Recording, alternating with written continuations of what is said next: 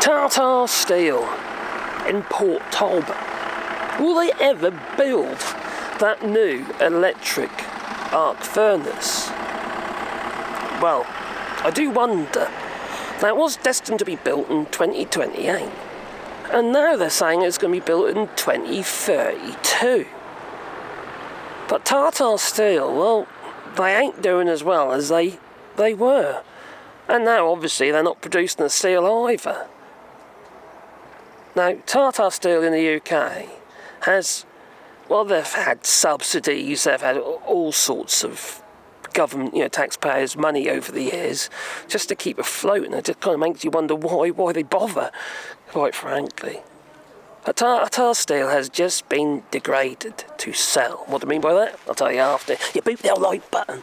Yes, Tata Steel has been downgraded to sell as Kotak Institutional Equities sees a risk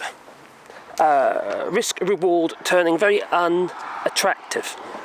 Yeah, the risk of obviously buying the shares and what have you, and the money they can get from them is currently unattractive, encouraging people to sell their shares before it gets worse. Well, so yes, it has been reduced to sell, and it's setting a target price of Rs 145, reflecting a potential downside of 9% from the previous closing price of Rs 159. I ain't got a clue what that means, but there you go. And the brokerage, is it rupees or something? Rupees. And the brokerage anticipates continued pressure on Indian and European steel spreads due to higher imports and a weak export market and delayed cost benefits, and despite recent Chinese stimulus measures, or China itself is flooding the market with steel at the moment and is pulling the price of steel down. So needless to say, that is causing problems, not just for imports, what have you, but clearly for Tata Steel, because they've got to compete. And China being China, they've got huge power behind them because they're heavily subsidised by their government, and the same with their car industry such as BYD and what have you, and that's one of the reasons why the European Union has decided to impose tariffs of 34.3% on BYD cars, and Turkey have imposed tariffs of 40% on BYD imported cars, the EVs and what have you. So it's a little concerning.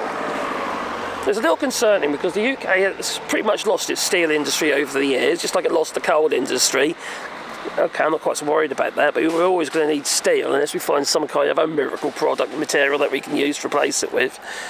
We're going to need steel. And especially with this energy transition to aim for net zero, we're going to need steel. We need the steel for the wind turbines, we need the steel for hydropower, we need steel for the solar, as you can see here, it's all on steel canopies, etc. We need the steel. So we're going to end up having to import more because we're shutting down, just shut down Port Talbot's steel plant. God, that's quiet, electric car. Dangerous really, aren't they? You can't hear them if they're behind you. They'll run you over.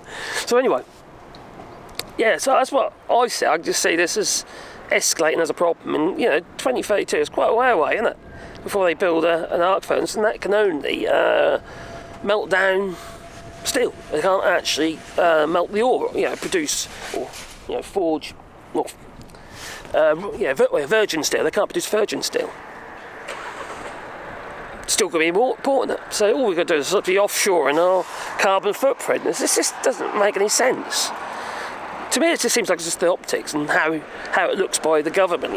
Look what we've done. And we had this with the Tories, and they go, this, that, and the other, and then we end up just importing everything. It just makes everything worse, like Brexit, what have you. They're importing everything from much further away. It's just madness. It's just madness, and unfortunately, people buy it.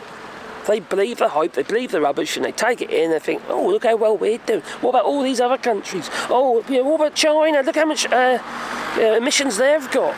You're buying the shit, man. You're buying it, and you're blaming China for producing it. Yet you want it. The hypocrisy that is just astounding. It really is. Well, that's my thoughts anyway. What are yours? Please leave it in the comments down below, and please put the like button. So helps the channel, that. I'm talking about doing something for the environment. Have you? We are doing rewilding here in France, planting 1,000 trees on 2 hectares of land. Might be 1,500 trees time I finished. And if you want to be a part of that, there's a GoFundMe link down below, for which you can make a little contribution, and we will plant a tree on your behalf, and I'll make a sign with the tree. It could be a memory of a loved one, just your name even if you like, or it could be a present for Christmas. Anyway, it's time for me to go, so I say, toodaloo, Don't forget, put the like button and comment down below.